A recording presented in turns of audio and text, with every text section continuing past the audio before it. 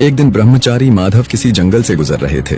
तभी अचानक उनकी नजर एक शेर पर पड़ी जो मोटी रस्सियों से बंधा हुआ था। शेर की आंखों में बेबसी थी। जैसे ही माधव पास पहुंचे, शेर धीमे स्वर में बोला, हे ब्रह्मचारी, कृपया मुझे आजाद कर दो। मैंने कई दिनों से कुछ खाया नहीं है।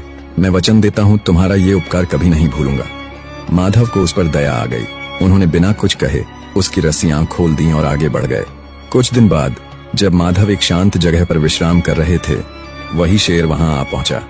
उसकी आंखें अब निर्भीक थीं और वह सीधा माधव के सामने आकर खड़ा हो गया। माधव चौंके और बोले, तुम यहाँ? तुम इस तरह मुझे क्यों देख रहे हो? शेर बोला, मेरी प्रकृति है शिकार करना और इस समय तुम सबसे आसान शिकार हो। माधव ने आश्चर्य से कहा, मैंने तुम्हें मुक्त किया, जीवन दिया और अब तुम मुझे ही खाना चाहते हो?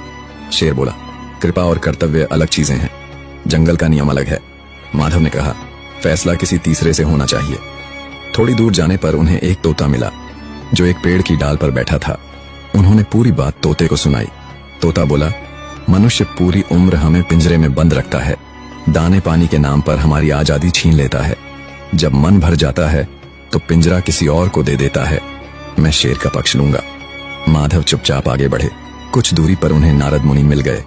उन्होंने पूरे घटनाक्रम को विस्तार से सुनाया। नारद मुनि शांत भाव से बोले, मैं तब फैसला करूंगा जब तुम पूरी घटना को दोबारा वैसा ही करके दिखाओ जैसे हुई थी। माधव ने बिना कुछ कहे शेर को दोबारा उसी तरह रस्सियों से बांध दिया जैसे वह पहले बंधा था। जब रस्सी कस चुकी थी, नारद मुनि मुस्कुराए और बोले, फैसला हो गया। नेकी हर जगह नहीं करनी चाहिए। जो आजाद होकर काटने लगे उसे फिर से बांध देना ही बुद्धिमानी है। दया करो, पर पहचान के साथ, क्योंकि हर जरूरतमंद भरोसेमंद नहीं होता।